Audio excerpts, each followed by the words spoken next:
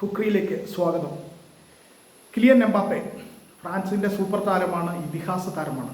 28 വയസ്സ് പൂർത്തിയാകുന്നതേ ഉള്ളൂ. അതിനു മുമ്പ് തന്നെ ഇതിഹാസ പദവി നേടിയെടുത്ത സൂപ്പർ താരമാണ് കിലിയൻ എംബാപ്പെ. ലോകം മുഴുവൻ പേടിക്കുന്ന ലോകകപ്പിൽ ഇത്തവണയും കഴിഞ്ഞ തവണയും ടോപ്പ് സ്കോറർക്കുള്ള ഗോൾഡൻ ബൂട്ട് നേടിയ 2 ലോകകപ്പിൽ തുടർച്ചയായി ടോപ്പ് സ്കോറർക്കുള്ള ഗോൾഡൻ ബൂട്ട്, ഒപ്പം തന്നെ ലോകകപ്പിൻ്റെ ചരിത്രത്തിൽ ഏറ്റവും കൂടുതൽ ഗോളടിച്ച ഗോൾ വേട്ടക്കാരൻ. ഇത്തരം റെക്കോർഡുകളൊക്കെ കിലിയൻ എംബാപ്പയ്ക്കുണ്ട്. ഒരു ലോക കിരീടമുണ്ട്. അദ്ദേഹം ഇപ്പോൾ റയൽ മാഡ്രിഡ് എന്ന വമ്പൻ സ്പാനിഷ് ക്ലബിന് വേണ്ടിയാണ് കളിക്കുന്നത്. ഇതൊക്കെ ശരിയാണ്.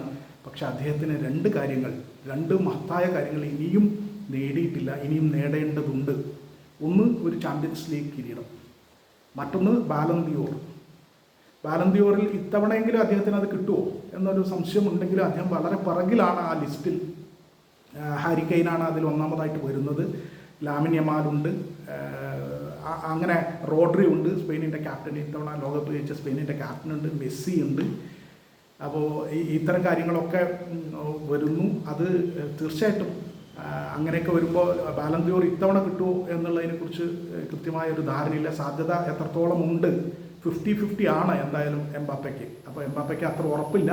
അതുപോലെ തന്നെ ഇനി ഒരു ചാമ്പ്യൻസ് ലീഗ് കിരീടം ഇനി ഒരു സീസൺ തുടങ്ങി അത് ഉണ്ടാക്കിയെടുക്കണം. ആ കിരീടം അടുത്ത തവണ നേടിയെടുക്കണം. പക്ഷേ അദ്ദേഹത്തിന് സമയമുണ്ട്. ചുരുങ്ങിയത് 10 വർഷമെങ്കിലും അദ്ദേഹത്തിൻ്റെ കയ്യിലുണ്ട്, എംബാപ്പയുടെ കയ്യിൽ. തീർച്ചയായിട്ടും അദ്ദേഹം ബാലൻ ദിയോറും നേടും, ചാമ്പ്യൻസ് ലീഗ് കിരീടവും നേടും, എല്ലാം നേടും. അത് അക്കാര്യത്തിലൊന്നും ഒരു തർക്കവും വേണ്ട. പക്ഷേ ഇതുവരെ അദ്ദേഹം ഇതിഹാസ പദവിയിൽ എത്തിയപ്പോഴും അദ്ദേഹത്തിന് ഈ 2 നേട്ടങ്ങളില്ല എന്നുള്ളതൊരു കുറവായിട്ട് അദ്ദേഹത്തിൻ്റെ വിമർശകർ ഉന്നയിക്കുന്നുണ്ട്. അത് തീർച്ചയായിട്ടും അത് പ്രായം അത്രേ ആയിട്ടുള്ളൂ, സമയമുണ്ട്.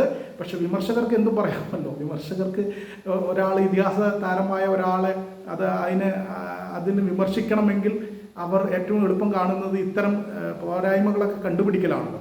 അപ്പോൾ എന്തായാലും ഈ 2 ഇല്ല എന്നൊരു വസ്തുതയാണ്. ആ പോരായ്മയെ ചൂണ്ടിക്കാട്ടിയാണ് വിമർശകരുടെ അഭ്യാസം. എന്തായാലും അത് അധികം വൈകാതെ തന്നെ എംബാപ്പെ നേടിയെടുക്കും എന്ന് നമുക്ക് പ്രതീക്ഷിക്കാം.